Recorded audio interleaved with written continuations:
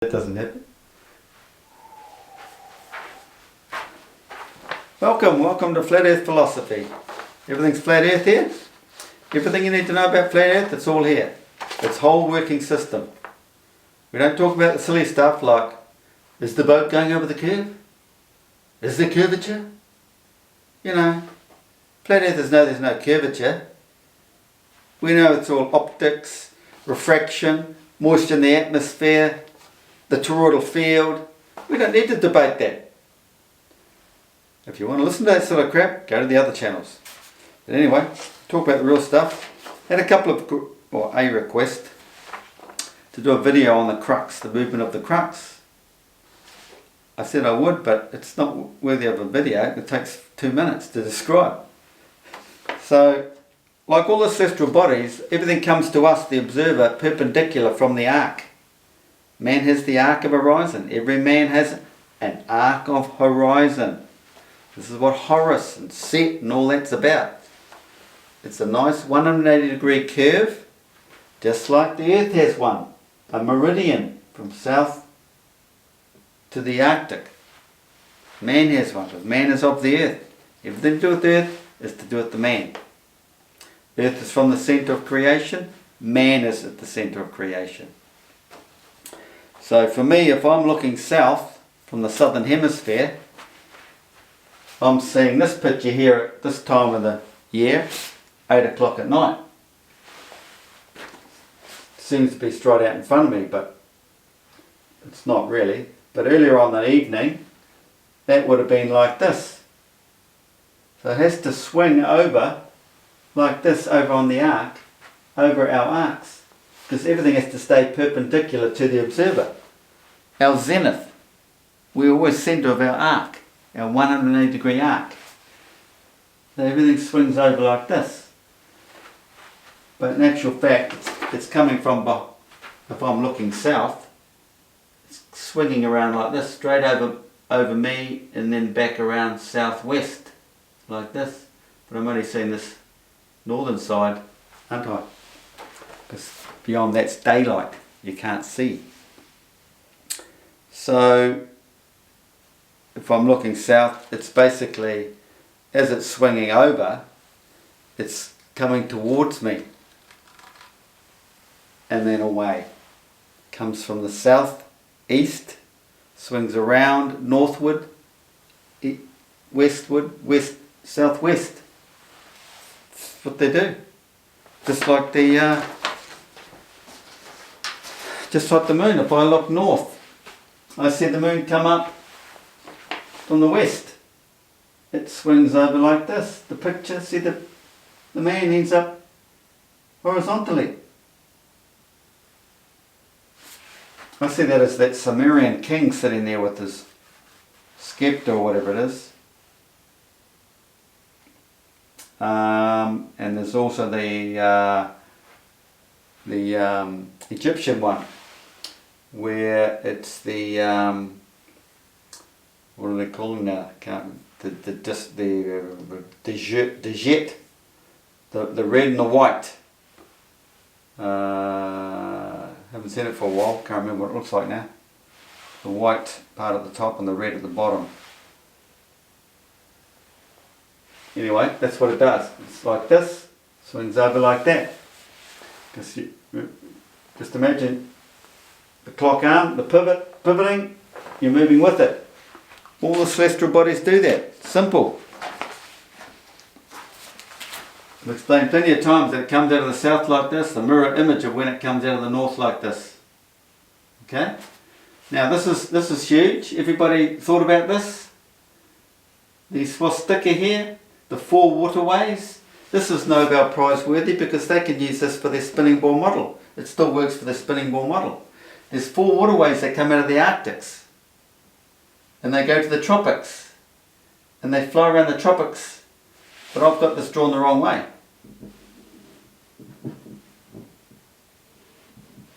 It actually goes the other way.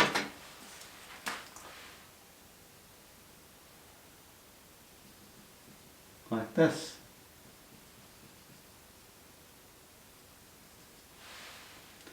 So it's still the swastika, which represents purity, pure water, nothing pure than pure hydrogenated water. Doesn't mean pure blood. Those morons who thought they were pure bloods. No, pure water. Good for the human body, good for the earth.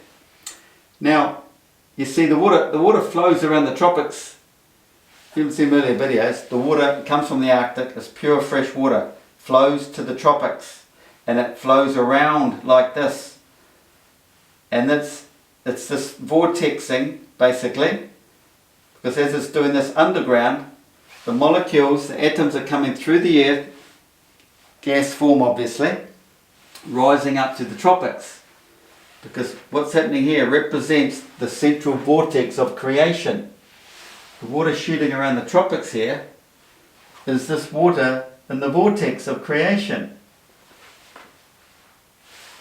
And I've mentioned plenty of times, this is the toroidal field I've been drawing, the magnetic field, the way the stars move and all that. But that's above Earth. Earth is opposite. So it will go the opposite direction. This is the way the Earth forms. It's the growth lines of Earth. Anti-run lines. See, we have the magnetic field of the toroidal field going that. All the stars are doing that, right? But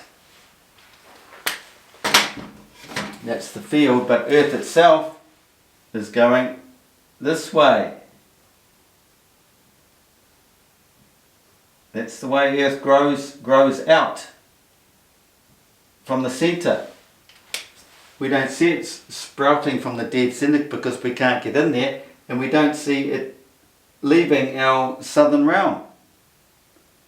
I mean, at one point, they tell you that the Earth was covered in ice. The whole Earth was covered in ice. Well, the whole Earth was all compact into the centre here. We still had the tropics back here, but it all came from here. It was one solid base in the centre, and then it spiraled out, expanded out as it spiraled out. And this is also why they tell you that the magnetic field flipped 275,000 years ago. No, it didn't. It's just the land masses spiral out and end up facing the other direction. Okay? So this is huge, the old Four Waterways coming out of the Arctic to the tropics. And it's moving. And that kinetic energy creates the neutron that comes up the guts and bonds everything.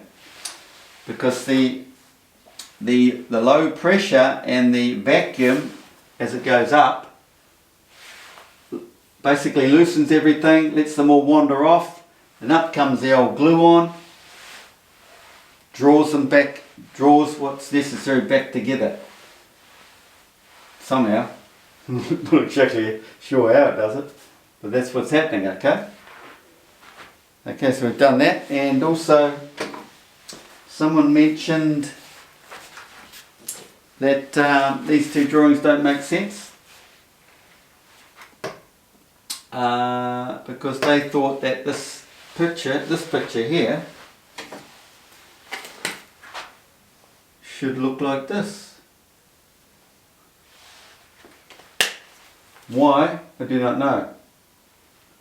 Because this here is the same size as that. When you're looking down on it, when you're looking down, look from the centre to the tropics is roughly what? That's 700, and then from the centre of the tropics to there, okay, so it's nearly 8. And that one's nearly 8. I just haven't quite drawn it to scale. But it's the same. From there to there and there to there is the same. Looking down on it, it's equal. That is a cross section sliced through there.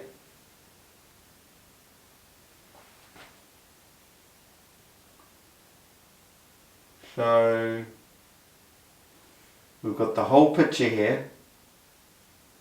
The whole picture there, maybe that's where it's crewing. because the whole picture is from there to there.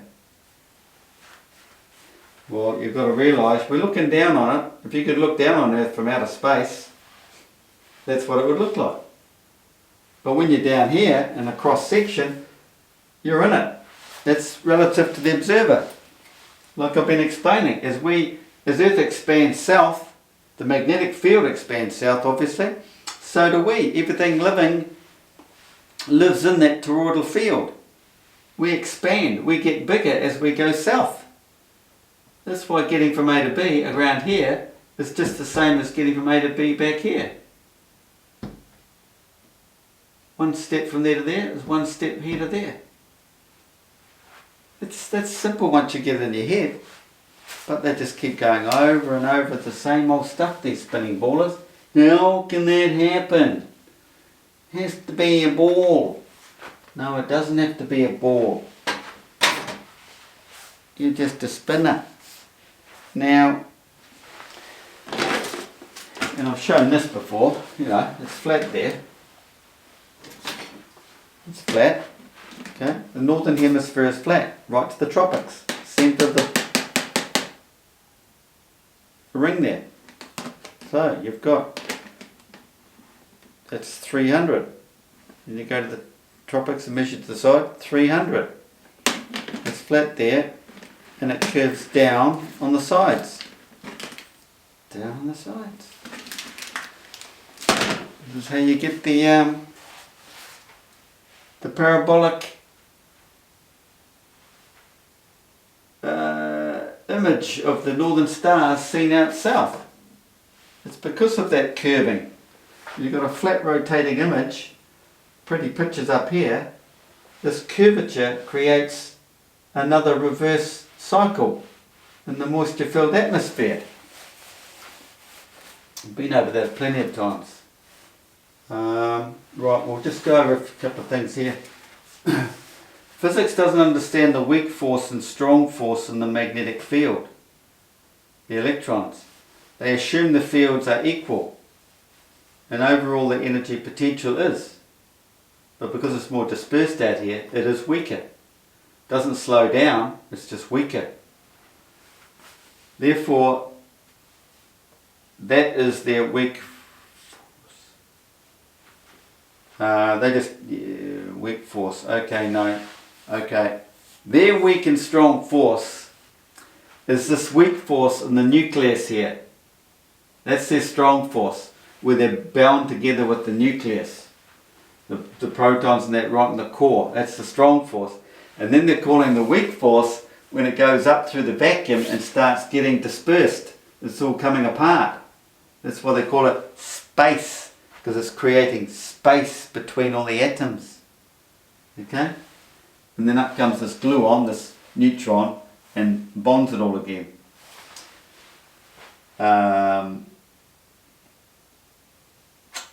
Like I say, I don't know how, but it allows the weak force and the strong force. So you've got a weak force and a strong force in the magnetic field, the electrons, and they end up bonding, which they would probably bond anyway if you got the protons out of the way.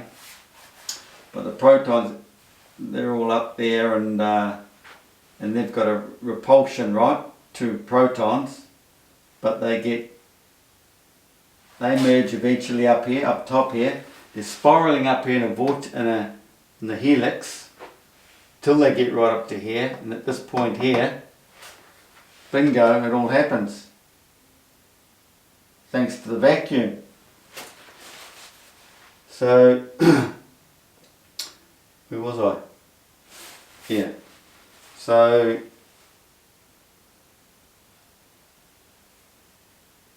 yeah, what have we got here? This is the ionization. This coming up here is the ionization. It's all about the ionization. And you get online and find out if the tropics is more ionized atmosphere than anywhere else. There's no mention of it. I don't even think they've even studied it. You know? The tropics, this tropical gap should be a healthier zone, and considering the fact we all came from the tropics, it seems natural. There's more ionized atmosphere in here than anywhere else.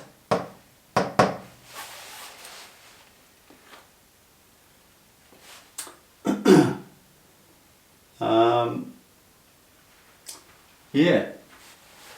So that water, that's a biggie. It's a biggie. And the thing is, what I meant to talk about was the Earth swings this way, right? It's its growth lines, anti-run lines, right? Well, I've told you, I think I mentioned in the previous video, that on one of these waterways, let's say there's 4 waterways, there's one, and there's be another one coming out here, and then the other one's out here.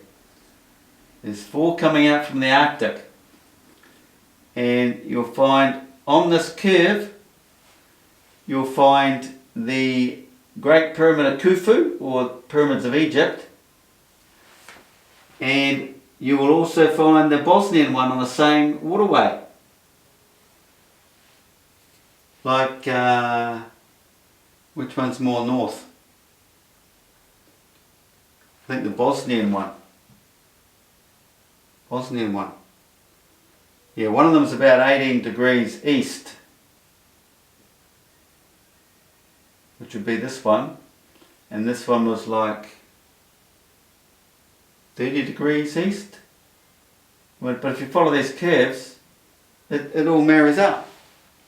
So there's some homework for you if you want. Find the other pyramids, and you'll connect them to these curves. They'll be on the same one of these 4 waterways. Because that's what it's all about. That's what the pyramid's all about. It's a power station, just like the Earth.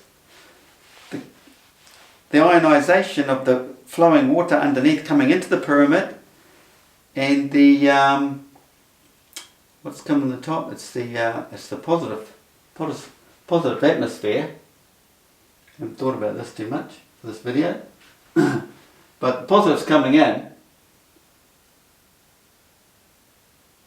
Just a higher positive atmosphere, I think. But I guess all this sort of stuff's going on inside. But the energy's created inside. Actually, I meant to think about that the other day and forgot about it. So we could probably kick-start that if the water's still flowing properly. I don't think it's got anything to do with the Nile water. The Nile water once come up to it, but the subterranean water has nothing to do with the Nile water. God help us if it did. If the Nile water, if the subterranean water was as rotten as the Nile water, I don't think we'd have a sun. Yeah, because thanks to that pure water, it's being purified through the sun, comes back here, then goes back up here. But this is still a recycling system. So this pure water, the gaseous molecules must bond to the, well, all the winds carry all the pollution to the tropics, don't they? They must do. And this pure water and its molecules, the gaseous form, are bonding to that pollution and taking it through the purification system as it rises up. That's exactly what it's doing. That's what it'll be doing. It's a purification system. It's the same with the man. Raise your son of man for enlightenment. Same with the earth. So all the winds, they're working like this. They're drawing everything to the tropics. And that's where they're getting purified. It's the purification machine.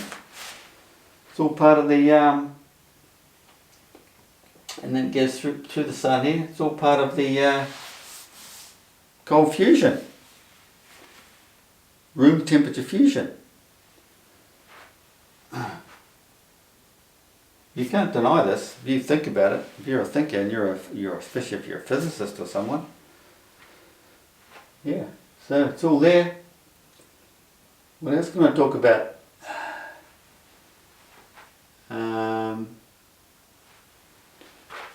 Well, I've got some notes here I've put together over the last week. I might as well work my way through these, seeing we have a bit of time.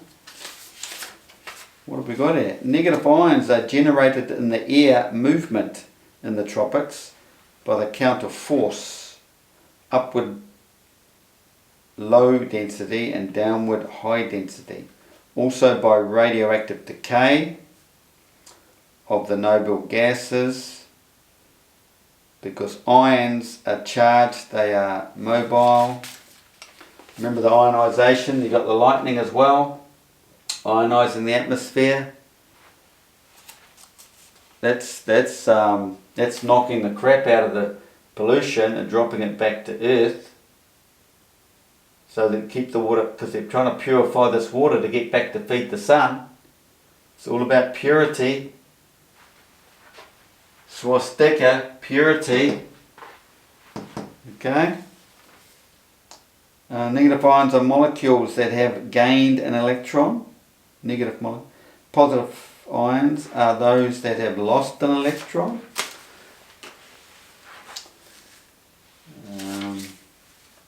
Another explanation is the flowing water causes the neutral particles in the air to split, which frees electrons to attach to the other air molecules, resulting in negative ions. This is rising in the tropical gap and draws the protons into an upward spin as the helix.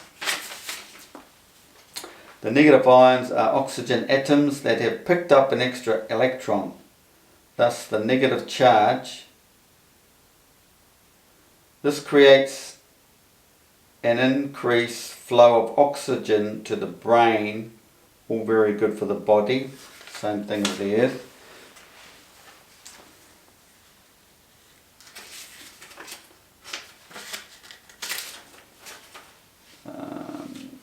Heart.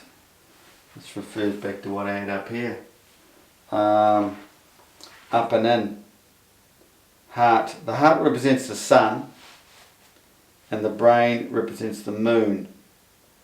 It is an alignment that creates the enlightenment. It's an alignment. Maybe that's something to do with the old thing in the church. I don't know. But it's this alignment here too. See? The earth has to have an alignment with the stars from the north and stars from the south. The weak force and the strong force. Marry, meet, marry, getting married. Where's the word marry? Marrying, you know, it's all the same. Yeah, the human brain and the heart have to be in alignment, a connection. It's a spiritual thing for enlightenment. But also your moon has to be in your moon sign, the same sign it was at your conception. Not birth. That's the sun sign, I think, birth. The cavity magnetron, high-powered vacuum tube. The cavity magnetron is basically the design of the creation as well, except it tells you it's not an amplifier. The Crichton is. I think they call it the Crichton, and it's all to do with radar, amplification. If you go deep, you find the association with that magnetron and radar and this earthly design. And you also have to realise it's connected with that the celestial bodies are concaved. We are looking at concave discs. Look at it like that. Well, it's concaved. The moon is concaved with blisters. It's not a ball with craters. No. Earth has craters. That's the physical world. Non-physical creation, blisters, the opposite. All the celestial bodies are like this in the toroidal field, because I think that's associated. I think the celestial bodies the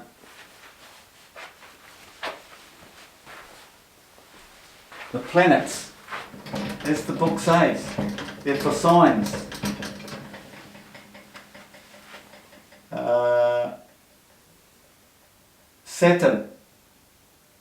Saturn, if you draw Saturn properly, it actually, you get this sort of, it's sort of like this. It's actually representing the goat, the horns of the goat. It's sort of rounded here, and you get a sort of a goat's head like this. And the things are like this. It's bullshit when you see the images like this, are beautiful and, you know, a nice thing of rings around it like that, and it's popping out the bottom like that. You see it popping out the bottom on a nice circle like that, you know it's bullshit and it's all animated computer graphics. And I've just given a guy, you know, my thoughts on his video. He's pretty good with this astrophotography, or all photography. But he's got this graphic computer system where he goes and dodges up the whole picture. It looks like a NASA set an image. It's total bullshit, okay? No amateurs do a set an image like NASA. NASA's 100% bullshit. Now, like I say, they're for science. You get the Saturn, then you've got Jupiter, Mars, Mercury or Venus, and it's reducing down. There's plenty of moons around here, and that's less with a couple of moons, and then you're nice and smooth. It's like it's growing to this point. I don't know why or how it's going that way, but it's. I did an earlier video. I think I explained it all. All reducing back to the state of rest, where the black hole is, back where the sun is.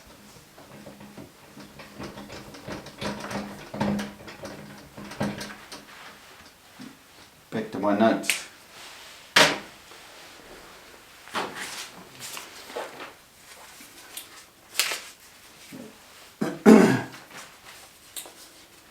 Done that. Right, here's a good one. Who realises that 30 days in 30 days in heaven. When they talk about 30 days, or no, sorry, 3 days, 3 days in heaven, that doesn't mean 3 days on earth. 3 days in heaven is 30 minutes on earth. And I thought, oh wow, what's the connection there? So I thought, well, how many minutes are in 3 days? And what does it come to? 432. 4,220, but it's 432. 432 hertz. We know all about that, don't we? So when they said Jesus rose again, getting a bit of an echo in here. You know, it's referring to 30 minutes. It's all I'm done with the 30 minutes. The Christ flows through your system. You get out and walk around. Remember it says, woe to he who stands. You stand up and let it flush through your system. Walk around. It's all over and done with in 30 minutes. Pretty buzzy. Newton's fifth.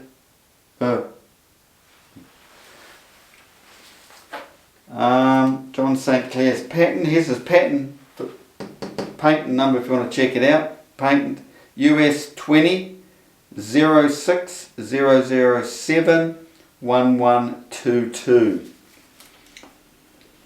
And one of his patents, he writes about the ionization of the atmosphere. Because this is ionizing the atmosphere.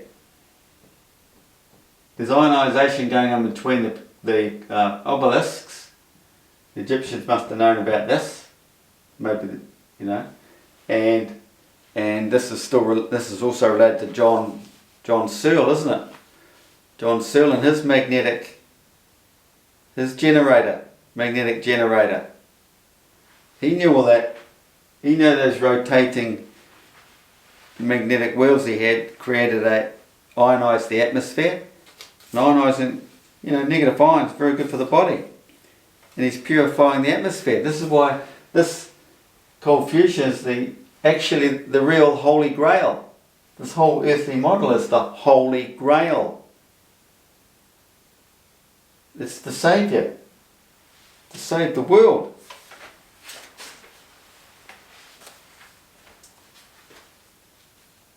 If we go any much further, imagine if Australia's talking about atomic, creating more nuclear fission.